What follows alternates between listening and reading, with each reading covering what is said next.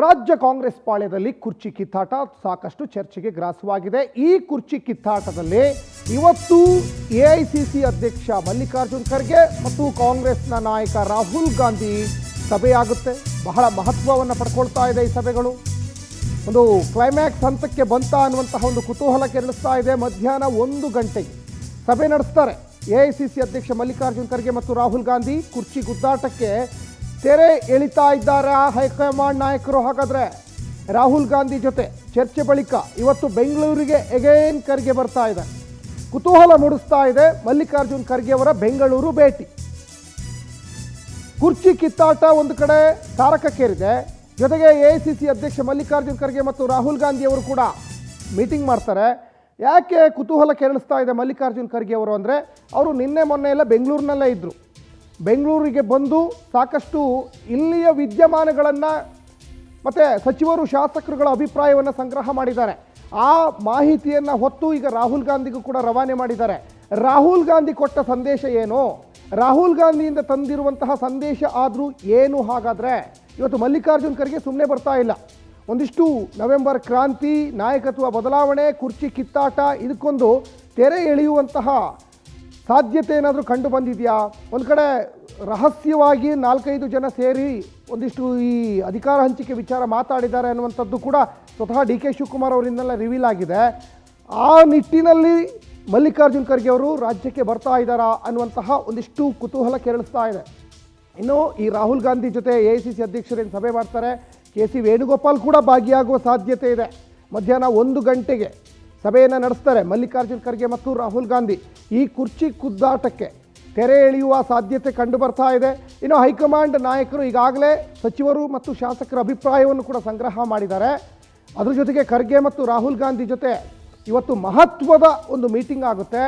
ಈ ಮಹತ್ವದ ಮೀಟಿಂಗ್ ಆದ ನಂತರ ರಾಹುಲ್ ಗಾಂಧಿಯವರು ಏನು ಸೂಚನೆ ಕೊಡ್ತಾರೆ ಆ ಮಾಹಿತಿಯನ್ನು ಹೊತ್ತು ಎಗೇನ್ ಎಐಸಿಸಿ ಅಧ್ಯಕ್ಷರು ಮಲ್ಲಿಕಾರ್ಜುನ್ ಖರ್ಗೆ ಅವರು ಬೆಂಗಳೂರಿಗೆ ಬರ್ತಾರೆ. ಮೊನ್ನೆ ಬೆಂಗಳೂರಲ್ಲಿ ಇದ್ದಂಥ ಸಂದರ್ಭದಲ್ಲೇ ಮಲ್ಲಿಕಾರ್ಜುನ್ ಖರ್ಗೆ ಅವರು ನನ್ನ ಹತ್ರ ಏನು ಮಾತಾಡ್ಲಿಕ್ಕೆ ವಿಚಾರ ಇಲ್ಲ, ಮತ್ತು ಇದನ್ನು ಪದೇ ಪದೇ ಈ ವಿಚಾರಕ್ಕೆ ಯಾರು ಕೂಡ ದೆಹಲಿಗೆ ಬರಬೇಡಿ, ಎಲ್ಲವೂ ಹೈಕಮಾಂಡ್ ನಿರ್ಧಾರ ಮಾಡುತ್ತೆ ಅನ್ನುವಂತಹ ಒಂದು ಸ್ಪಷ್ಟ ಹೇಳಿಕೆಯನ್ನು ಕೊಟ್ಟರು.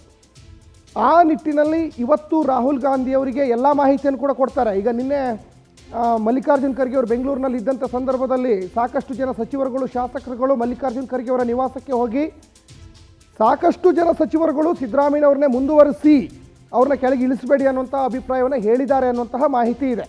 ಆದರೆ ಈ ಆಂತರಿಕ ಚರ್ಚೆ ಏನೇನು ನಡೆದಿದೆಯೋ ಅಧಿಕಾರ ಸೂತ್ರದಡಿ ನಿಜಕ್ಕೂ 3 ವರ್ಷ ಸಿದ್ದರಾಮಯ್ಯನವರು, 2 ವರ್ಷ ಡಿ ಕೆ ಶಿವಕುಮಾರ್ ಅವರ ಒಂದು ಅಧಿಕಾರವನ್ನು ನಡೆಸ್ತಾರೆ ಅನ್ನುವಂತಹ ಚರ್ಚೆ ಏನಾದರೂ ಆಗಿದೆಯಾ? ಎಲ್ಲವೂ ಕೂಡ ಇವರ ಮೀಟಿಂಗ್ ಆದಮೇಲೆ, ಅವರು ವಾಪಸ್ ಬೆಂಗಳೂರಿಗೆ ಬಂದ ಮೇಲೆ, ಅದಾದಮೇಲೆ ಸೋನಿಯಾ ಗಾಂಧಿಯವರು ಏನಾದರೂ ಈ ಬಗ್ಗೆ ಏನಾದರೂ ದೃಢ ನಿರ್ಧಾರವನ್ನು ತೆಗೆದುಕೊಳ್ತಾರಾ?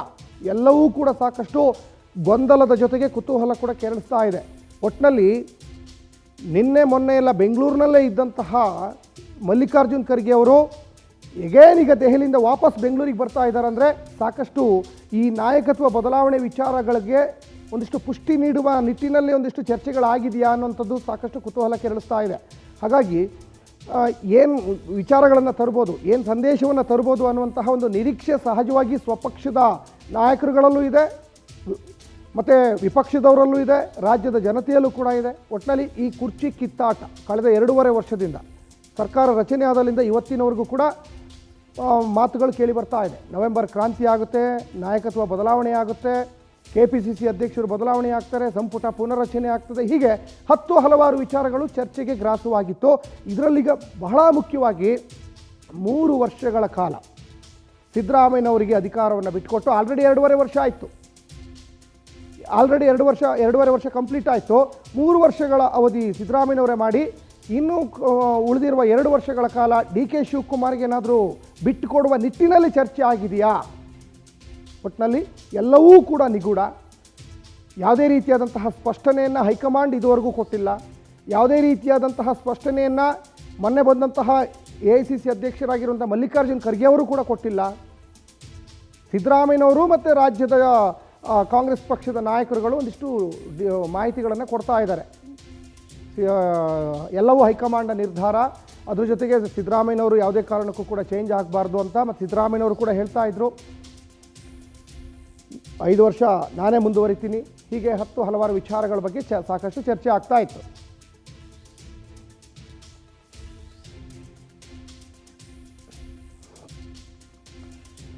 ಒಂದು ಕಡೆ ಈಗ ಹೈಕಮಾಂಡ್ ಅಂಗಳಕ್ಕೆ ಹೋಗಿ ನಿಂತಿದೆ. ನಾಯಕತ್ವ ಬದಲಾವಣೆಯ ಚೆಂಡು. ರಾಹುಲ್ ಗಾಂಧಿ ಯಾವ ನಿರ್ಧಾರಕ್ಕೆ ಬರ್ತಾರೆ? ಇನ್ನು ರಾಹುಲ್ ಗಾಂಧಿಯವ್ರ ಹತ್ರನೂ ಹ್ಯಾಂಡಲ್ ಮಾಡೋಕ್ಕೆ ಆಗಿಲ್ಲ ಅಂದರೆ ಸೋನಿಯಾ ಗಾಂಧಿಯವರು ಇದಕ್ಕೆ ಎಂಟ್ರಿ ಆಗ್ತಾರಾ? ಒಟ್ಟಿನಲ್ಲಿ ಕುರ್ಚಿ ಕಿತ್ತಾಟ ತಾರಕಕ್ಕೇರಿದೆ. ನಾಯಕತ್ವ ಬದಲಾವಣೆ ಆಗಲೇಬೇಕು ಅಂತ DKಶಿ ಬಣದವರು ಪಟ್ಟು ಹಿಡ್ಕೊಂಡಿದ್ದಾರೆ. ಆಲ್ರೆಡಿ ಎರಡೆರಡು ತಂಡದವರು ದೆಹಲಿ ನಾಯಕರನ್ನು ಭೇಟಿಯಾಗಿ ಬಂದರು. ಸಿದ್ದರಾಮಯ್ಯನವರ ಆಪ್ತ ವಲಯದಲ್ಲಿ ಗುರುತಿಸಿಕೊಂಡಿರುವಂತಹ ಅನೇಕ ಸಚಿವರುಗಳು ಒಂದು ತಂಡ ಮೊನ್ನೆ ಹೋಗಿದ್ದರು. ಅದಾದಮೇಲೆ ಮತ್ತೊಂದು ತಂಡ ಹೋಯಿತು. ಈ ಬಗ್ಗೆ ಹೆಚ್ಚಿನ ಡೀಟೇಲ್ಸನ್ನು ನಮ್ಮ ದೆಹಲಿ ಪ್ರತಿನಿಧಿ ಸಂತೋಷ್ ಹೊಸಹಳ್ಳಿ ಕೊಡ್ತಾ ಹೋಗ್ತಾರೆ. ಸಂತೋಷ್, ರಾಜ್ಯ ಕಾಂಗ್ರೆಸ್ನಲ್ಲಿ ಭುಗಿಲೆದ್ದಿರುವಂತಹ ಕುರ್ಚಿ ಕಿತ್ತಾಟಕ್ಕೆ ಹೈಕಮಾಂಡ್ ಮದ್ದು ಅರಿಯುವ ಕೆಲಸಕ್ಕೆ ಏನಾದರೂ ಮುಂದಾಗ್ಬೋದಾ? ನವೆಂಬರ್ ಕ್ರಾಂತಿಗೆ ಇತಿಶ್ರೀ ಹಾಡ್ತಾರಾ ಅನ್ನುವಂಥ ಚರ್ಚೆ ಆಗ್ತಾ ಇದೆ. ಸಂತೋಷ್. ಸಚಿನ್, ಖಂಡಿತ ಮುಖ್ಯವಾಗಿ ಗಮನಿಸಬೇಕಾಗಿರುವಂತಹ ವಿಚಾರ.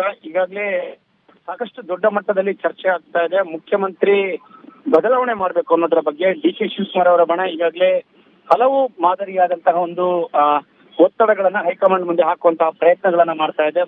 ಜೊತೆಗೆ ಹೇಗಾದ್ರೂ ಮಾಡಿ DK ಶಿವಕುಮಾರ್ ಅವರು ಕೆಲವೊಂದಿಷ್ಟು ಶಾಸಕರುಗಳನ್ನ ದೆಹಲಿಗೆ ಕಳಿಸುವ ಮುಖಾಂತರವಾಗಿ ಈ ಹಿಂದೆ ಕೊಟ್ಟಿರುವಂತಹ ಮಾಹಿತಿಯ ಪ್ರಕಾರವಾಗಿ ಅಂದ್ರೆ ಈ ಹಿಂದೆ 4 ಜನರ ನಡುವೆ ನಡೆದಿರುವಂತಹ ಮಾತುಕತೆಗಳೇನಿದೆ ಅದರ ಪ್ರಕಾರವಾಗಿ ಎಲ್ಲವೂ ಕೂಡ ಜಾರಿಗೆ ಬರಬೇಕು ಅನ್ನುವಂತಹ ಒತ್ತಾಯವನ್ನು ಕೂಡ ಈಗ ಮಾಡ್ತಿರುವಂತದನ್ನಲ್ಲಿ ಗಮನಿಸಬೇಕಾಗುತ್ತೆ. ಹಾಗಾಗಿ 3ನೇ ತಂಡದ ನೇತೃತ್ವ ವಹಿಸಿರುವಂತಹ ಶಾಸಕರುಗಳೇನಿದ್ದಾರೆ ಅವರೆಲ್ಲರೂ ಕೂಡ ಇದೀಗ ದೆಹಲಿ ಮಟ್ಟವನ್ನ ತಲುಪ್ತಾ ಇರುವಂತದ್ದು. ಹೈಕಮಾಂಡ್ ಮಟ್ಟದ ನಾಯಕರುಗಳಾಗಿರುವ ವೇಣುಗೋಪಾಲ್, ಸುರ್ಜೇವಾಲಾ ಹಾಗೂ ಮಲ್ಲಿಕಾರ್ಜುನ್ ಖರ್ಗೆ 3 ಜನರನ್ನ ಭೇಟಿ ಮಾಡಿ ಒತ್ತಡ ಹಾಕುವಂತಹ ಪ್ರಯತ್ನವನ್ನ ಮಾಡ್ತಾ ಇದ್ದಾರೆ. ಆದ್ರೆ ಇದು ಎಷ್ಟು ಮಟ್ಟಿಗೆ ಸದ್ಯಕ್ಕೆ ಸಫಲವಾಗುತ್ತೋ ಅಥವಾ ಇನ್ನು ಎಷ್ಟು ದಿನಗಳ ಕಾಲ ತೆಗೆದುಕೊಂಡು ಹೋಗುತ್ತೆ ಅಥವಾ ಮುಖ್ಯಮಂತ್ರಿಯಾಗಿ 5 ವರ್ಷಗಳ ಕಾಲ ಸಿದ್ದರಾಮಯ್ಯನವರೇ ಇರ್ತಾರ, ಈ ರೀತಿಯಾದಂತಹ ಒಂದು ಸ್ಪಷ್ಟ ನಿಲುವನ್ನ ಹೈಕಮಾಂಡ್ ತೆಗೆದುಕೊಳ್ಳುತ್ತೆ. ಇದೆಲ್ಲದಕ್ಕೂ ಕೂಡ ಬಹುಶಃ ಇನ್ನೊಂದು 2 ದಿನಗಳ ಒಳಗಾಗಿ ಅಂತ್ಯ ಹಾಡುವಂತಹ ಸಾಧ್ಯತೆಗಳನ್ನ ನಾವು ನಿರೀಕ್ಷೆ ಮಾಡಬೇಕಾಗುತ್ತೆ.